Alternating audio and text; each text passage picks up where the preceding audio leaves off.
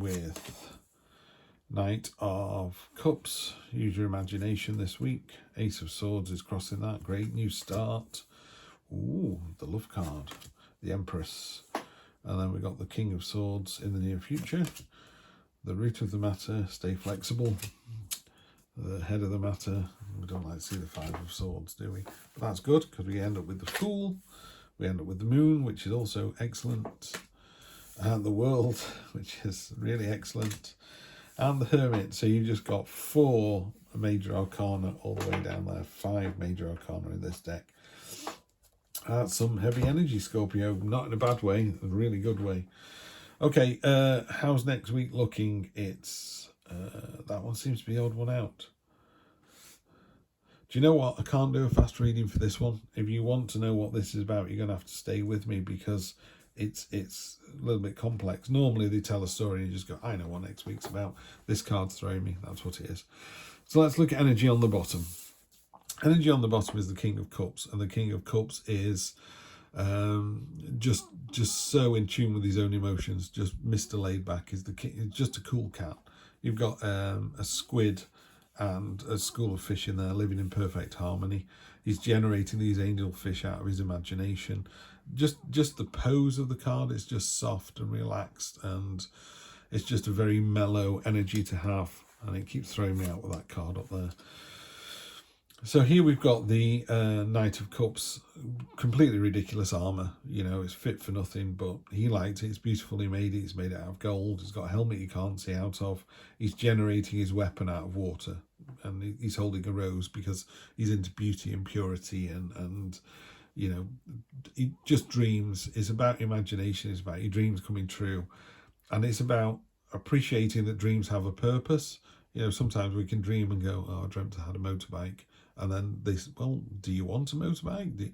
And how do you get a motorbike? How do you save up one? Do you take the lessons now?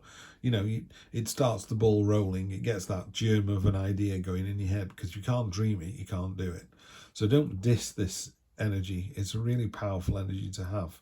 It's seen as a bit wishy-washy, but it's not. It's only that because that's how other people view it. You know the power of dreams. And, you know, crossing that, you've got the cold light of day, Ace of Swords. There's a new start coming in, but it's all with that clarity. It's like, I know exactly what I'm going to do, and I'm going to do it on Monday, and I'm going to do it like this. So that's what's opposing that sort of dreamy energy. So the dreamy energy is like, let's think about this. Is there anything better? And the Ace of Swords is going, no, do it now. We know what we want. And the sword could be going, it's that first dream you had. It's not dissing the dream at all. It's just going, yeah, you've had a dream. It's about setting up a YouTube channel. It's a great idea. Let's do it. I said, let's do it. Come on, let's do it. So that's what the Ace of Swords is doing. It's like chiding you along. The kind of root of the matter is the Two of Cups, which is about staying flexible, staying agile. And the head of the matter is the Five of Swords.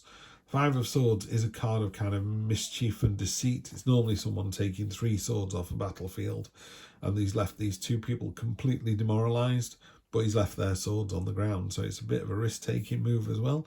They could turn around and go, do you know what? I've had enough of this bloke digging at us. I'm going to pick the sword up and kill him.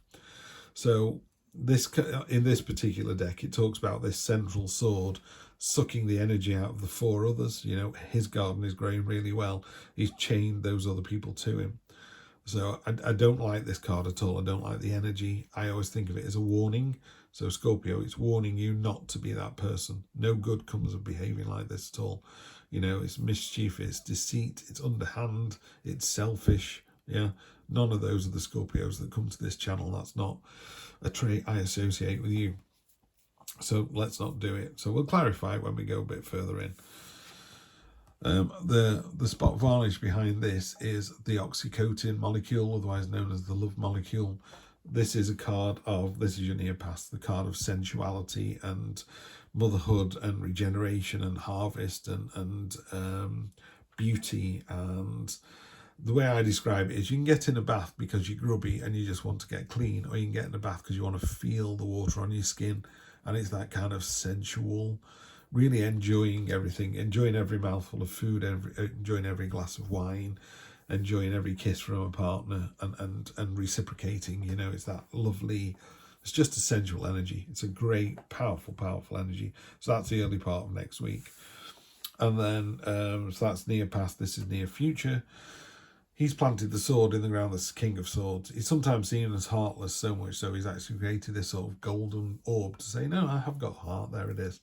The wind's blowing a lot and he's just immovable. So it is this immovability. But it doesn't mean to say he's not got any ideas. Butterflies about ideas and they're all transforming. So it's not far removed from this Knight of Cups down here. You know, they've got imagination and dreams, and he's the same. He's got this crown of swords because he wants to remind himself every time he puts it on, he could cut his own hands, and he's aware that he can be a bit brusque and a bit brittle with his conversation, but he's only, you know, he's the kind of person that walks in a room and goes, you're quite fat, aren't you? Do you really want that other cake? And you kind of go, oh, thanks for sharing. Or he might go, you know, if you eat that cake, you'll end up as fat as me. So he's aware of his own faults as well. You know, he's not just sitting there going, oh, you're so fat. And you go, well, look in the mirror, mate. You know, it's not that. He's just very open and direct. So it's a nice energy to have. It's a real kind of clarifying energy. You just got to be careful who you tell, I suppose. Which is why, again, the sword cuts both ways. But all of that kind of slightly muddled energy, it's hard to tell what's really going on there, leads to this fantastic staff. I mean, that would normally sit up there, by the way, but I think we're just about off camera if we do that. So let's go through this. You're the Fool. Jump in with both feet. It's all or nothing. It's the start of the adventure. What you're waiting for. The Ace of Swords is there. You've you know, there's love. There's sort of support. There's backing to do whatever it is you want to do. Normally the Fool is sort of teetering on the edge of a cliff. He's about to step out into the unknown. He's drawn it as a baby on this one because babies are innocent. They have no fear of anything until it's instilled in them by us. They have a sort of reptilian, you know, they know it's not safe to go to the edge of something, but babies will obviously fall off the edge of a cliff because they don't quite register, you know, cliffs and height and all that kind of stuff. But generally speaking, the Fool is this sort of open-armed adventure. Let's just go for it. And then other people are going, yeah, go for it by all means. We think you're not tapping into your unlimited potential here. You know, there's a lot of potential with this journey you're about to take. So other people know it's a good thing. And your hopes and fears are, is this going to be a good thing or not? It's going to be the best thing you've ever done. You've got the World card there. The World card is about, she's wearing a wreath, so it's about victory, it's about triumph, it's about results, it's about leveling up. It is very definitely going to the next stage. And then the final outcome of all of that is by doing that, you gain the knowledge that you're looking for. Yeah? So you've got to jump in with both feet. You've got more than enough energy to do it. There's untapped potential. There's loads and loads of energy to do this.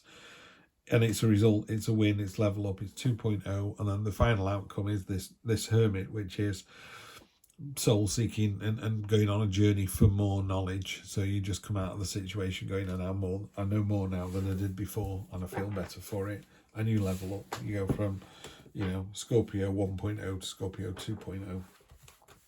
Just going to do a quick clarify on this. 2 and here.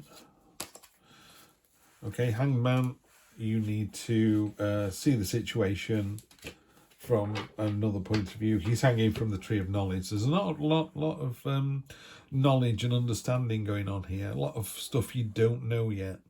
You don't know what you don't know what you don't know is the basic phrase, isn't it? You don't know how little you know about something at the moment, and by doing the Hanged Man and the Hermit and the Fool and the Moon, another big card, another major arcana card, sorry. By doing that, you get the understanding that you're looking for. Because I'm not sat with you and it's a general reading, there's something you're craving, there's some information, there's some understanding that you want to get to. Yeah, you need to heal. Something's happened where you need to heal. It could be that you're in a relationship, been in a relationship for a long time, and you're still not over your you know, you can be in a relationship for a decade and still not be over your previous partner because you've not dealt with it. The reptilian brain hangs on to those things. It's like caveman level stuff. And that thinking has been hardwired into us for thousands of years. you know, and you've only been on the planet for 20, 30, 40. You have no chance of beating the reptilian brain. So that's exactly what this is. What I would say is, yeah, there's storm clouds and it's stormy, it's rainy, it's unpleasant, but it's going away. You know, it doesn't rain for 40 days and 40 nights anymore. We're not in the Old Testament. You know, if you're having a bad day, it's a bad day. If you're having a bad week, it's a bad week. It's not a bad month. It's a bad day or a bad week. And I'm not seeing that. You just need to realise that you're coming out the other side. You're definitely coming out the other side because you've got the Ace of Wands. So 2 aces in a reading is just great, great, great. I'm just going to clarify that 5 of Swords. Okay, 4 of Swords on the top. I feel better about that.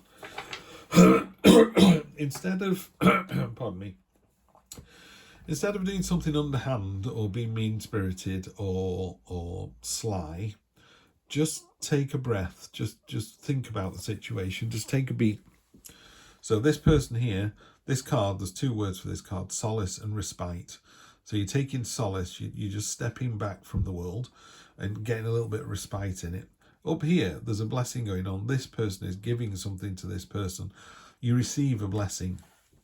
And the blessing, I think, is a new level of understanding. I think you're very definitely leveling up. So to go back to that relationship, you've been in a relationship for 10 years. You realise you shouldn't have been with your previous partner. You get that. But there's still something that's stopping you taking on this new partner, even after 10 years. And I would say it's been long enough now. You need to heal. There's a new start. There's a new start. There's a new start with real enthusiasm and passion. There's a new start with intelligence and headspace and clarity. What are you waiting for? Just do it. Just move on to the next level. You're ready. You're more than ready. So, yeah, Scorpio, have a great week. I will see you next Wednesday.